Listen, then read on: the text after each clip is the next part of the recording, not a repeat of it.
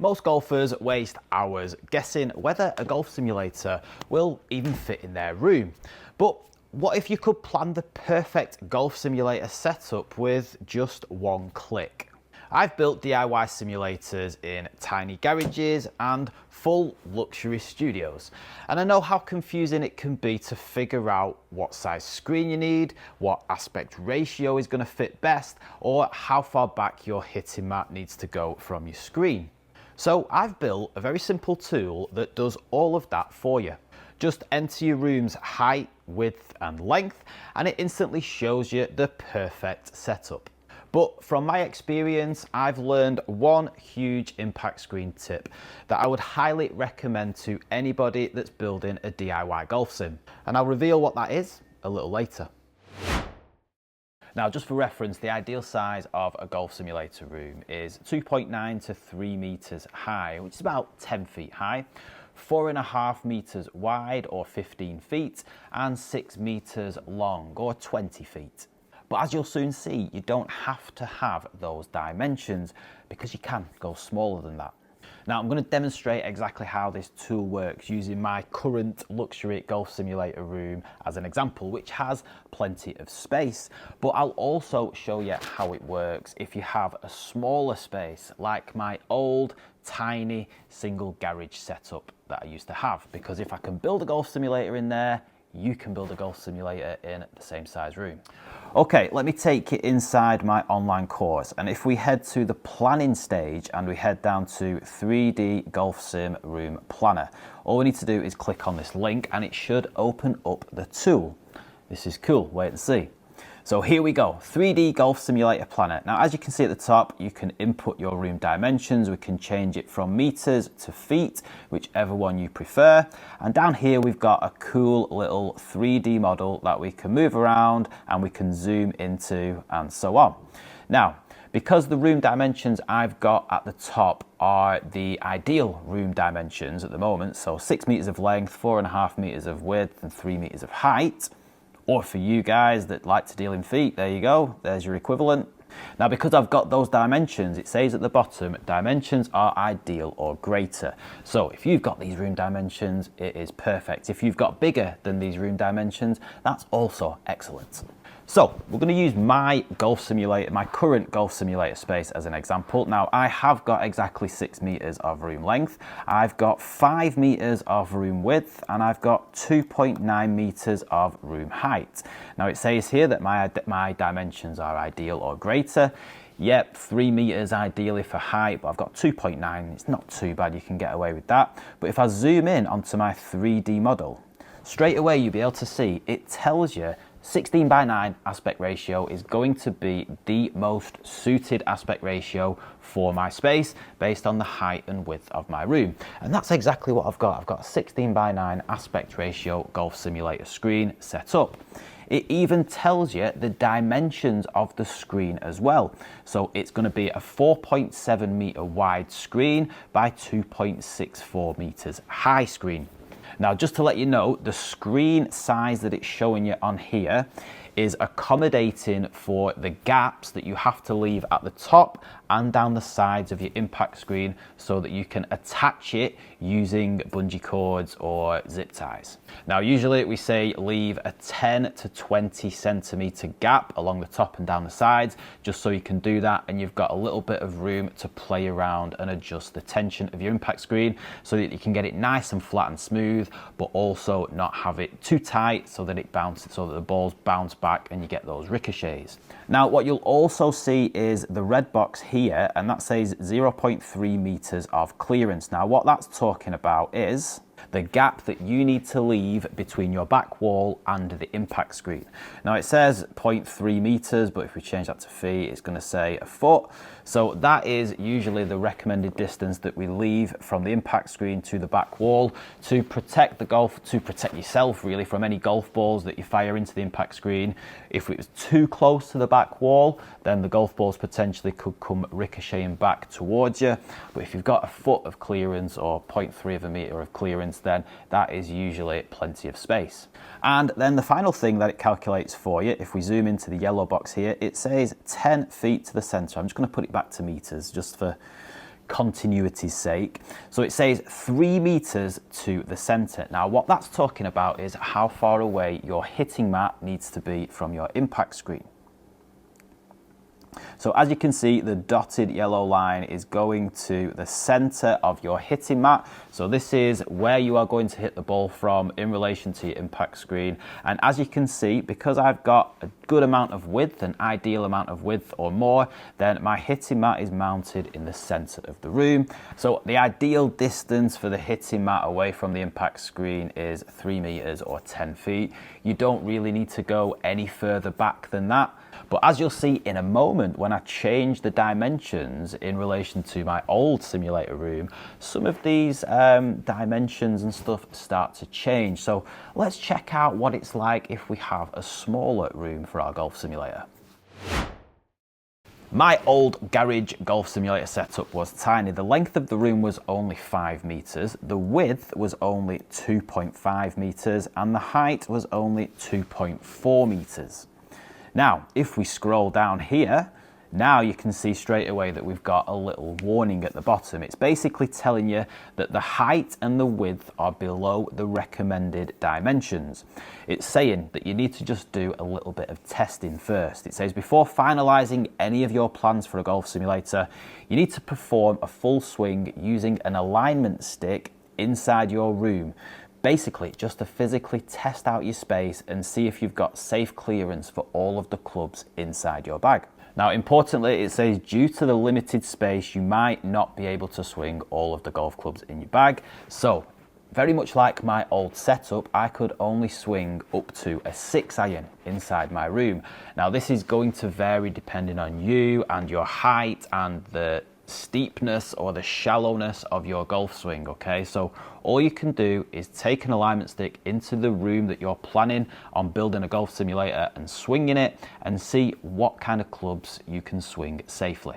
So that's the warning out of the way. Let's dig into the 3D model. So if we zoom in here, straight away you can see that the shape and size of the impact screen has adjusted to the size of my room dimensions.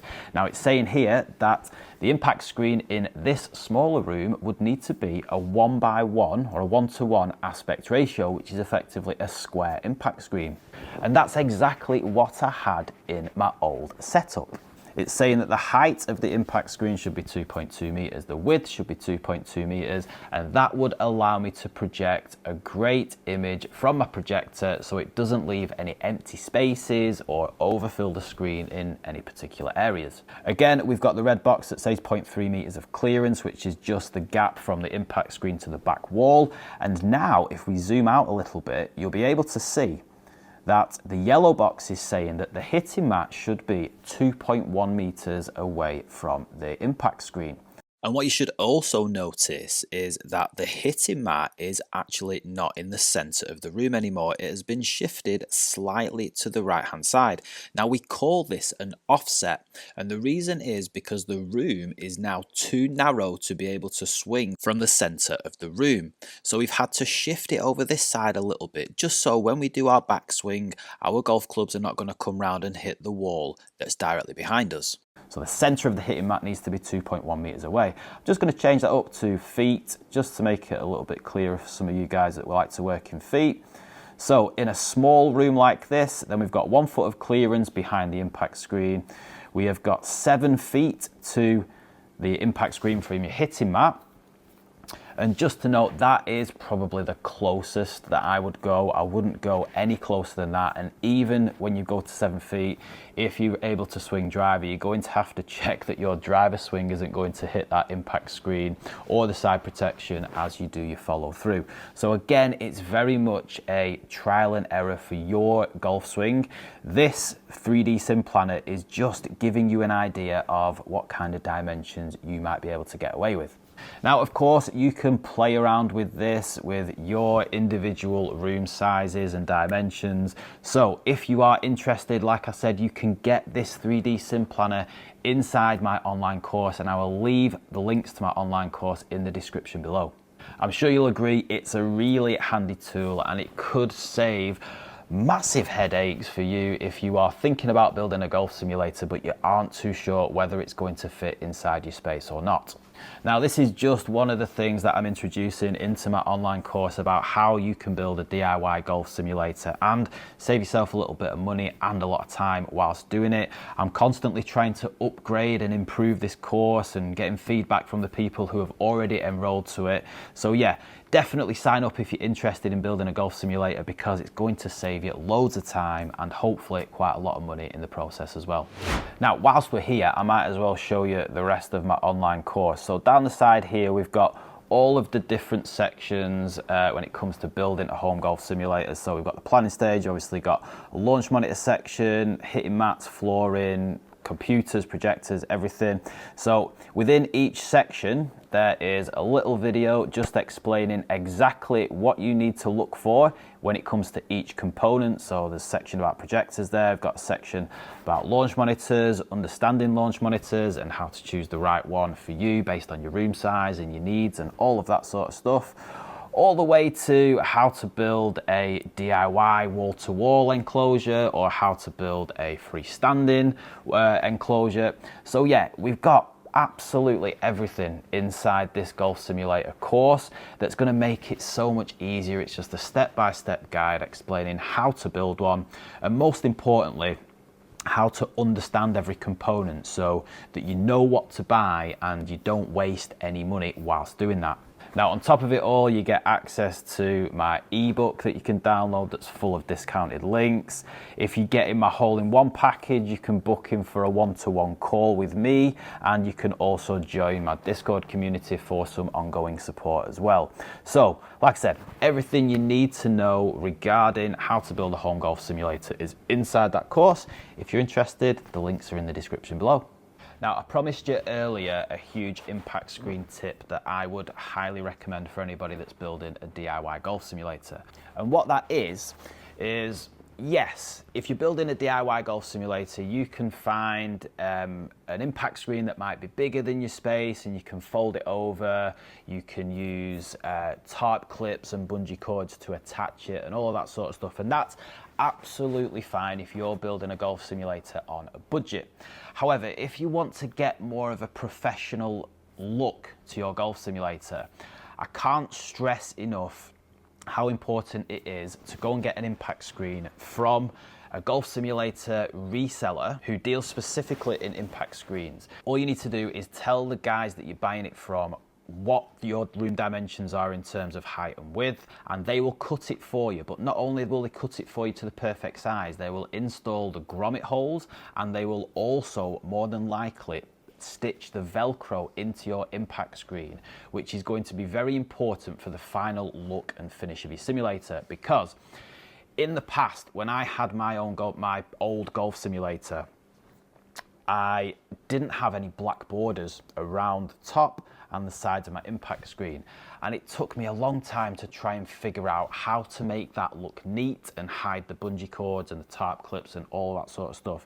And it was only when I built this golf simulator, well, not this one behind me because this is SimSpaces, but my main golf simulator setup, when I've got the pelmets that cover those zip ties, that provides such a neat finish to your golf simulator, and it really does finish it off. Because if you don't have these little black borders around the edges, then your zip ties or your bungees and your tarp clips are going to be exposed. It looks scruffy, it looks tatty. And if you've got the Velcro installed on your impact screen already, and then you can buy the pelmets from usually the same place where you get your impact screen from, it's going to be a much simpler task. And yes, you might pay a little bit more money in order to get the impact screen cut to size and with everything installed and stuff, but I'm telling you, it's well worth it if you want more of a professional finish.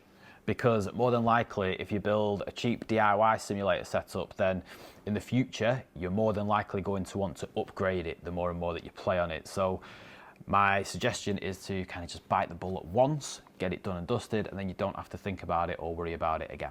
I hope that's been helpful. If it has, please subscribe to the Handicap Golf YouTube channel for more golf simulator tips and tricks and reviews and advice and all of that sort of stuff.